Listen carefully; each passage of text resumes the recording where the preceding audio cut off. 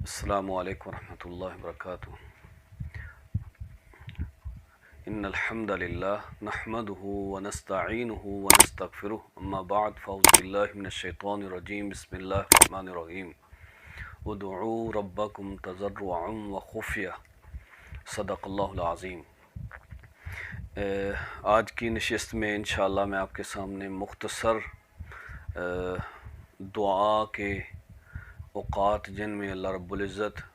دعا کو قبول فرماتے ہیں۔ ویسے تو آپ کو پتہ ہے کہ اللہ کو جب پکارا جائے، اللہ رب العزت کی شان ہے کہ اللہ تعالیٰ اپنے بندے کی،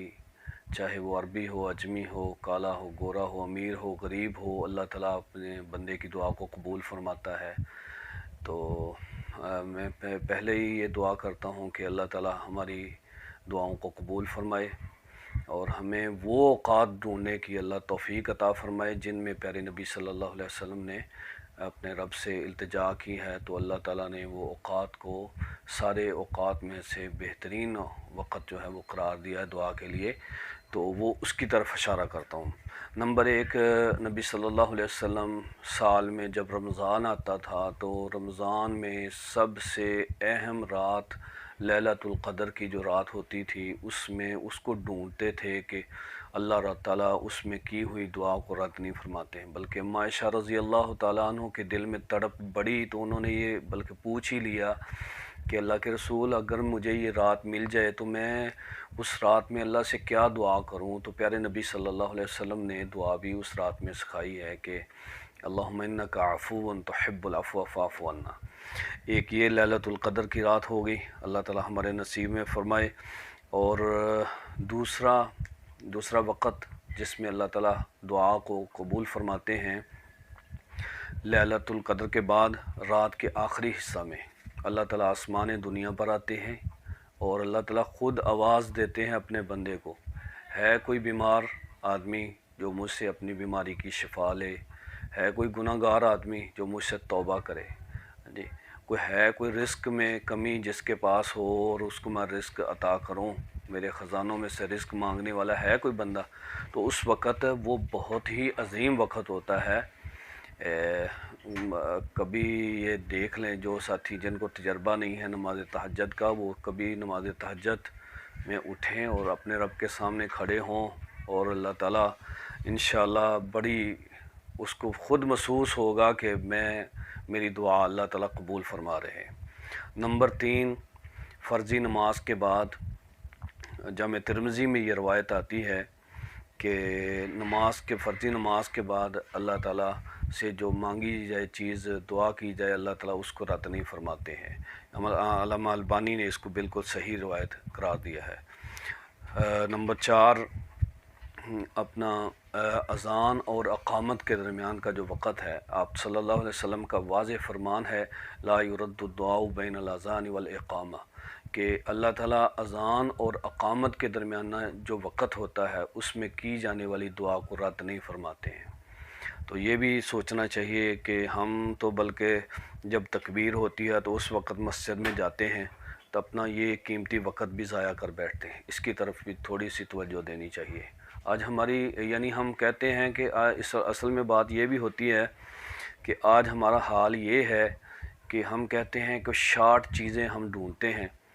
تو شارٹ چیزیں ڈھونڈتے ڈھونڈتے جو ہے وہ اصل جن اوقات میں اللہ سے دعا کی جانی چاہیے وہ ان کو ہم چھوڑ دیتے ہیں، تو پھر کہتے ہیں جلدی جلدی ہماری دعائیں جو ہیں قبول ہو جائیں۔ تو کوشش کرنی چاہیے، اہتمام کرنا چاہیے جیسا کہ پیارے نبی صلی اللہ علیہ وسلم نے اہتمام کیا ہے۔ نمبر 5، میدان معرکہ میں جب جنگ لگی ہو تو اس وقت بھی بڑی ایک کھٹن حالت ہوتی ہے، بندہ سارا کچھ اپنا تن من جان جو ہے وہ اللہ کے حوالے کرتا ہے، گھر سے نکلتا ہے، بڑا ہی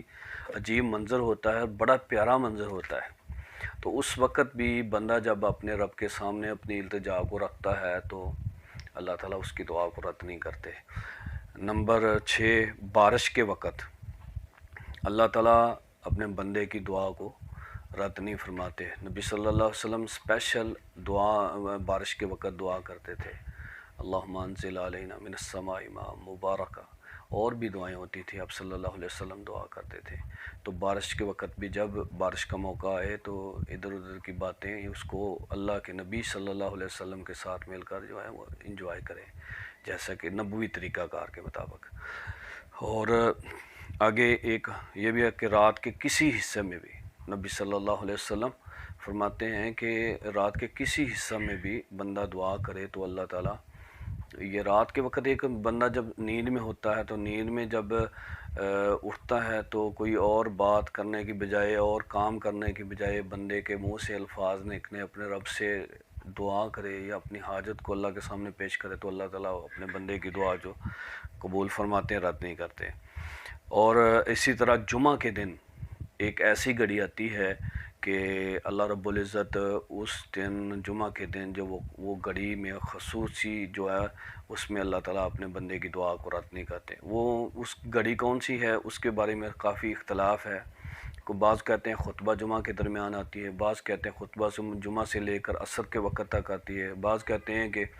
عصر سے لے کر مغرب تک وہ گھڑی آتی ہے۔ تو صحابہ کرام اس کا اہتمام کرتے تھے، وہ گھڑی کو ڈھونڈتے تھے اور اس میں اپنی رب سے التجا کرتے تھے۔ اسی طرح زمزم پیتے وقت جو دل میں نیت کی جائے، جو دل میں دعا کی جائے تو اللہ رب العزت اس زمزم کی برکت سے جو ہے وہ اللہ تعالیٰ اپنے بندے کی دعا کو قبول فرماتے ہیں، رد نہیں کرتے۔ اسی طرح سجدہ کی حالت میں جب بندہ سجدے میں جاتا ہے تو اللہ کے قریب ترین بندہ جاتا ہے۔ تو ایک باقی انداز ہے، طریقہ ہے کہ بندہ بعض اوقات ہاتھ اٹھا کے اپنے رب کے سامنے اپنی حالت بناتا ہے، بعض دفعہ ہاتھوں کو الٹا کر لیتا ہے، بعض دفعہ ہاتھ چھوڑ کے دعا کرنے کا حکم کیا گیا ہے۔ تو سب سے مزیدار دعا کرنے کا طریقہ جو آپ کبھی محسوس کریں تو یقین جانیں سجدے میں پڑھ کر آپ اللہ سے اپنی دعا کو پیش کریں، دیکھیں کتنا مزہ آئے گا کہ اللہ کی قدموں میں اپنا سر رکھ کر اپنی دعا اور حاجت کو جب اللہ کے سامنے پیش کریں گے تو انشاءاللہ الرحمن اللہ تعالیٰ آپ کی دعا کو رد نہیں کریں گے، میرا تو یقین ہے۔ اسی طرح مرغ جب آواز دیتا ہے، اذان دیتا ہے، سو آپ دیکھیں میرا بھی پچھلے دنوں میں ایک اپنے کزن کی شادی پر گیا تو میں صبح تہجد ٹائم وہاں پہنچے، تو جب میں نے وہاں جا کر بیٹھا ہی ہوں تو پانی شانی پیا، تو پانی پینے کے بعد یقین جانے مرغ جو ہے وہ کھڑا ہوا اپنا، یعنی اس کا جو انداز ہوتا ہے اور اس نے جیسے ایک آوازیں لگانی شروع کر دی، اذان دینی شروع کر دی۔ ٹھیک میں نے دیکھا 3 دن میں وہاں رہا ہوں، یقین جانے 3 دن وہ اسی وقت جب نماز فجر کا ٹائم ہوتا تھا وہ کھڑا ہو جاتا ہے، بالکل 1 سیکنڈ آگے نہ پیچھے۔ کمال اس کا، اللہ تعالیٰ نے اس کو یہ ملکہ دیا کہ اللہ تعالیٰ کی رحمت سے وہ ایک، تو اللہم انی اسألک من فضلک، اللہ سے فضل کا سوال کرنا چاہیے۔ پیارے نبی صلی اللہ علیہ وسلم مرغ کی اذان جو ہے وہ سنتے تھے تو اس وقت اللہ سے یہ دعا کرتے تھے۔ اسی طرح والدین کی اپنے اولاد کے حق میں دعا کی ہوئی، اللہ تعالیٰ اس کو رد نہیں کرتے، اور اولاد کی اپنے والدین کے لیے دعا کی گئی جو اس کو رد نہیں کرتے، یہ طریقہ۔ باقی اب صلی اللہ علیہ وسلم عمرہ پر ایک دفعہ حضرت عمر رضی اللہ تعالیٰ عنہ عمرہ پر جانے لگے تو وہ اب صلی اللہ علیہ وسلم نے اسپیشل حضرت عمر کو کہا لا تنسونا فی دعائکم صالح یا عمر، کہ اپنے بھائی کو نیک دعاؤں میں مت بھولنا۔ یہ بھی بڑے ایک وقت ہے اور ایک جگہ ہے جہاں پر اللہ تعالیٰ دعا کو قبول فرماتے ہیں۔ اسی طرح بڑے اور سارے ذرائع ہیں، مگر بندے کو ڈھونڈنا چاہیے، اللہ سے مانگنا آنا چاہیے۔ آپ کسی وقت کو ضائع نہ کریں، یہ وہ یعنی اوقات ہے، اس کے علاوہ بھی ہیں مگر ویڈیو لمبی ہو رہی ہے، انہی پر اکتفا کرتے ہوئے جو ہے میں آپ کے اپنی بات کو ختم کرتا ہوں۔ تو اس لیے میرے بھائیوں یہ آپ کو سوچنا چاہیے کہ جتنے کو اوقات ہمیں پتہ ہے تو ان میں ہمیں جو ان کو ضائع نہیں کرنا چاہیے، اپنے شب و روز کو ان ایام میں یعنی اپنے آپ کو ڈالیں اور